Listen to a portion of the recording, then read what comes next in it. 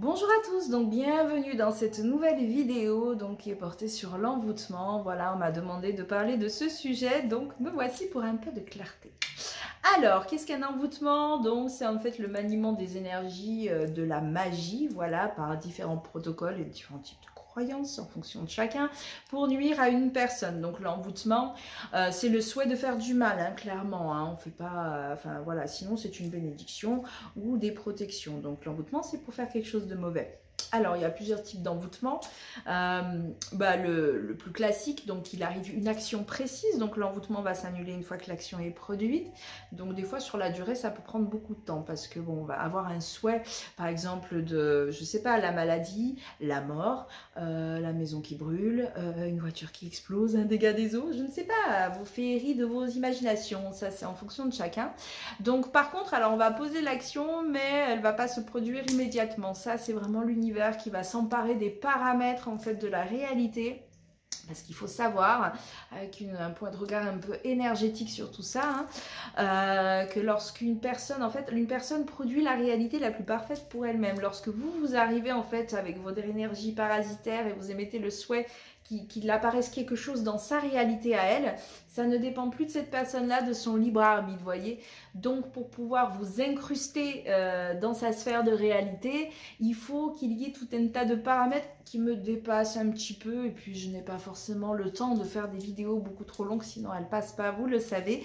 Mais en tout cas, il y a tout un tas de paramètres, il faut être patiente. Généralement, on vous le chuchote à l'oreillette. Vous savez plus ou moins combien de temps ça prendra. Ça prendra le temps que ça prendra et ça s'annulera quand ça sera accompli. Voilà. Alors, donc ça c'est pour le typique, l'envoûtement typique. Ensuite, vous allez avoir l'envoûtement par le mauvais œil. Alors, le mauvais œil est un petit peu différent, c'est qu'il ne s'arrête jamais, c'est à vie. Alors, le vrai mauvais œil, je parle pas du tout de la charge psychique négative. Ouais, toi là-bas, j'espère que tu te tordras la cheville. Non, je parle pas de ça, je parle vraiment du déploiement pour mettre le mauvais œil sur quelqu'un. C'est à vie parce que c'est un tourbillon en fait qui va être en dessous, comme une tornade, en dessous des pieds de la personne. C'est une trappe sur le bas astral. Donc, en fait, l'entité qui va s'emparer aux commandes de tout ce bordel, va choper dans le système de la personne en fait toute la négativité, elle va l'amplifier et en plus de ça, ça produit une distorsion au niveau de la compréhension de la réalité qu'on produit, dans le sens que quand une personne veut quelque chose de bienveillant envers soi, a des intentions bonnes pour aller pour accomplir un projet ou avoir des buts dans la vie, voilà, tout simplement, et bien en fait va se produire tout le contraire. Donc quelqu'un qui va mettre en action je sais pas, par exemple, un régime de ouf, va dépenser des trucs dans des coachings et tout, ben en fait ça va pas se produire, en fait la personne va grossir. Vous voyez, je vous donnais cet exemple là pour comprendre. Et donc en fait l'être intérieur ne comprend plus, puisque lui il produit quelque chose de beau, parce que l'être ne sait pas qu'il est dans ce truc en fait. Donc l'être lui il produit une réalité, un souhait, et se produit le contraire. Donc ça crée une dépression nerveuse souvent. La folie est accompagnée en fait là-dedans, parce qu'il y a une distorsion en fait. Donc du coup il n'y a plus de cohérence et on fait griller le système. Voilà, et donc on ne meurt pas avec un mauvais œil. Pourquoi? Parce que plus longtemps vous vivrez, plus longtemps vous alimenterez le mauvais œil et l'entité qui est scotchée en dessous de vos pieds. Je vous dis ça avec beaucoup d'humour, je sais pas pourquoi, ça me fait rire. Voilà, donc voilà, et puis il y a l'envoûtement par la magie rouge. Alors, le truc Burke, quoi. Ça c'est les frustrés de l'amour, les frustrés du sexe, les frustrés du non je veux pas de toi, etc. Donc les bonnes femmes et les bonhommes, enfin voilà, qui veulent s'attirer de l'amour d'une personne. Alors ça marche super bien par contre, je vais vous expliquer pourquoi. Parce qu'en dessous il y a l'intention sexuelle et la magie sexuelle est la plus puissante en fait qui match tout de suite. Et donc du coup comme il y a cet attrait-là, forcément ça marche bien. Alors ça marche jamais très longtemps. Néanmoins, il y a tellement d'égrégores posés là-dessus, il y a tellement d'entités qui sont rattachées à ça, que lorsqu'une nana, même si elle n'a pas les capacités, va commencer à jouer avec ça, elle va se faire très vite exaucer pour pouvoir se faire parasiter, parce que le bas astral est là et n'attend que ça. Donc voilà, l'envoûtement par la magie rouge, c'est pareil qu'un envoûtement où on veut tuer quelqu'un, puisqu'on va produire quelque chose de néfaste, puisque c'est contraire en fait au souhait de la personne. En fait on pourrait parler de viol réellement, puisque la personne c'est comme si elle avait été droguée et l'autre va ken avec, donc on pourrait l'associer au viol, voilà.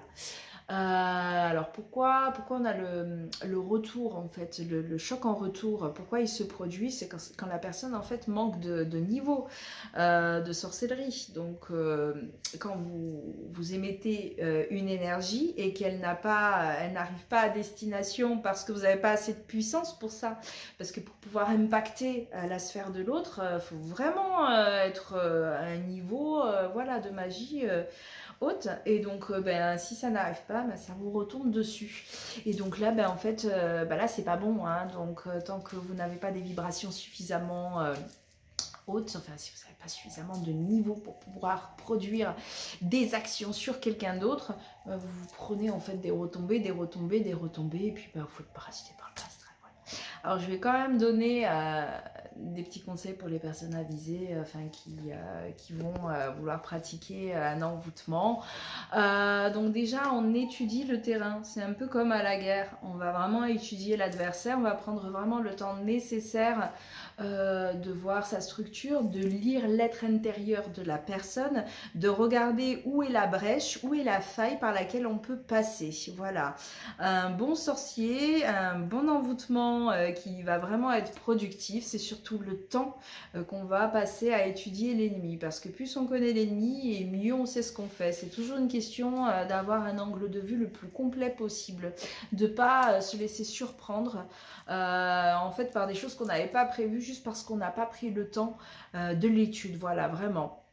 Donc ça peut prendre le temps que ça peut prendre, tant que vous n'avez pas tous les éléments et que vous n'avez pas trouvé la faille que vous allez pouvoir, la porte que vous allez pouvoir défoncer pour amplifier, ne faites pas le truc. Il faut vraiment avoir une énorme clarté.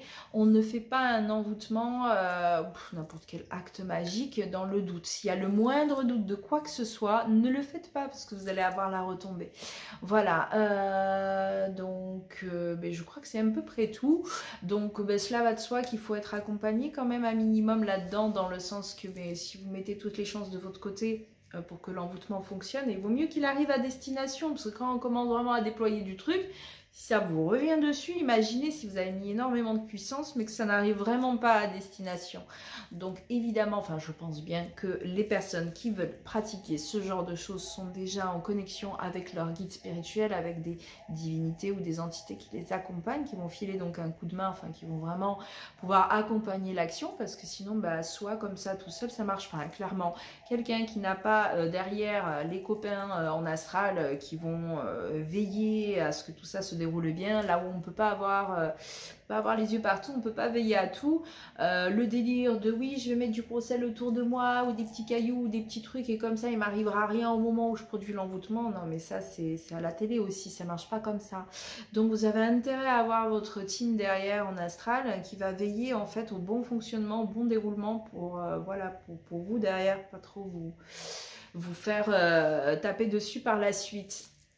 Donc une fois que vous avez ça, cet accompagnement-là, vous pouvez avoir le protocole qui sera adéquat en fonction de votre système de croyance, en fonction de vos possibilités, là où vous vous sentez le plus à l'aise. Allez toujours au plus simple, faut pas se compliquer la tâche pour X raisons.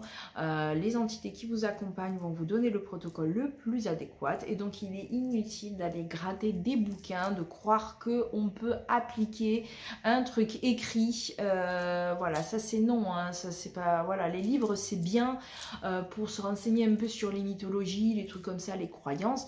Par contre l'application de rituels écrits, tout ça, mais ça c'est à jeter immédiatement à la poubelle, on n'y est pas du tout, donc vous allez juste vous attirer du bas astral, voilà.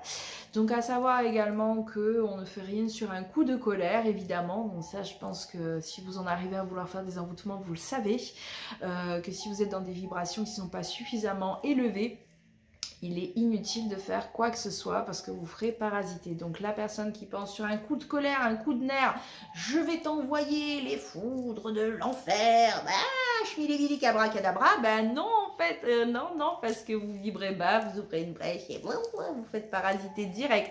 Donc ça ne marche pas comme ça. Pour pouvoir vraiment pratiquer l'envoûtement pour qu'il fonctionne, il faut vibrer haut au moment des faits et il faut être dans une émotion de jouissance. Alors ça, démerveillez-vous avec votre morale. Je ne sais pas si tout le monde a l'âme d'un tueur en série, mais en tout cas, si vous n'êtes pas sur ce profil-là, ne testez pas, c'est mieux. Appelez-moi, voilà, vous me paierez et moi, je réaliserai votre souhait. C'est mieux, comme ça, au moins, vous ne ferez pas cramer par la suite. Voilà, donc sur ce, je vous laisse parce que la vidéo, sinon, elle ne passera pas. Si vous avez des questions, n'hésitez pas à me les poser. Et puis à bientôt pour une nouvelle vidéo.